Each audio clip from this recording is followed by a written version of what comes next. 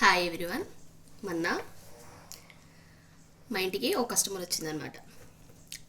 దేంట్లో వచ్చింది? ఫార్చునర్ కార్లో, 50 లక్షలు పడుతున్న కార్లో వచ్చింది. 500కి 3 శారీస్ ఉంటాయి కదా, అది తీసుకొచ్చింది. బ్లౌజ్ కుట్టమని చెప్పింది.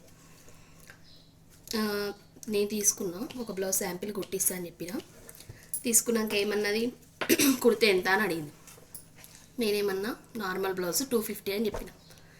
లైనింగ్ ఆమె తీసుకొస్తే 250, లేకపోతే నేను వేస్తే 50 ఎక్స్ట్రా తీసుకుంటా, పైపింగ్కి ఎక్స్ట్రా 30 రూపీస్ తీసుకుంటా అని చెప్పిన. ఇక్కడ జోక్ చూడండి, ఆమంటే 200కే లైనింగ్ మా టైలరే ఇచ్చి, పీకోఫాల్ టైలరే చేసి స్టిచ్ చేసి ఇస్తాడంట. నేనన్నా అక్కడే కుట్టించుకోపోయారు అని నేనన్నా.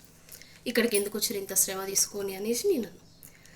సరే అనేసి ఆమె ఏమన్నది, లేదు నేను కుట్టించుకునేట ఆమె లేదు, ఆమె వేరే దగ్గరికి వెళ్ళిపోయింది, అందుకే నీ దగ్గరికి వచ్చినాను అన్నది. పర్లేదు, మరి ఆమె ఎక్కడుందో కనుక్కొని అక్కడికి వెళ్ళి కుట్టించుకుంటే అయిపోయేది కదండి అని నేను అన్నా. ఆహా లేదు లేదు, మీరు బాగా కుడతారని చెప్పారు, అందుకే వచ్చినాను. సరేలే, నేను చెప్పేసినాను డైరెక్ట్ 250కే కుడతా, నేను తక్కువ చేసుకోను అని చెప్పేసిన. 500కి 3 శారీస్లో బ్లౌజ్ పీస్ ఎంత వస్తుంది? మాహా అంటే 50 ఇంచులు 60 ఇంచులు వస్తుంది. బ్లౌజ్ పీస్ చూసిన, నేను ఒక్క శారీకే చూసి కొలిస్తే బ్యాక్ హైట్ వచ్చేసి 17 ఇంచెస్ ఉంది. ఫ్రంట్లో బ్యాక్లో అతుకులు పడద్దు. హ్యాండ్స్ హైట్ వచ్చేసి 11 ఇంచెస్. ఇవన్నీ కాక ఆమె రిక్వైర్మెంట్స్ ఏంటంటే హ్యాండ్స్ అనేది 13 ఇంచెస్ రావాలి నాకు. ఫ్యాబ్రిక్ ఎంత ఉంది? 60 ఇంచెస్. సో ఇప్పుడు నేను ఏం చేయాలో చెప్పండి మీరు. హైలైట్ ఆఫ్ ద స్టోరీ ఏంటిదంటే, అసలు నువ్వు 200కి అన్నీ చేస్తారని చెప్పేసరికి నేను షాక్ అయినా. నాకే తగులుతారా, మీకు కూడా ఎవరైనా తగిలేరు ఎట్లాడో చెప్పండి.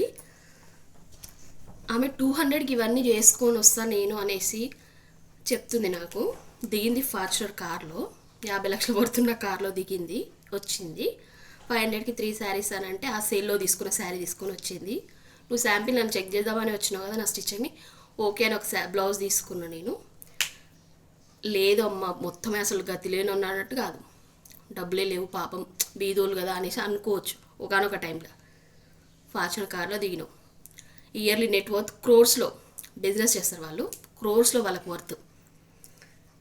బిజినెస్ టైలర్లు అంటే అంత చీపా వీళ్ళకి? వచ్చే కస్టమర్స్ నాకే తగులుతారా, లేకపోతే నేను పోయి తగిలించుకోవడం తెలియదు. ఆ రోజు మూడంతా ఆఫ్ అయిపోయింది అనమాట. ఆమె అంతలా ఇబ్బంది పెట్టింది నన్ను. నాకే తగులుతారా, మీకు కూడా తగులుతారా? కామెంట్ చేయండి.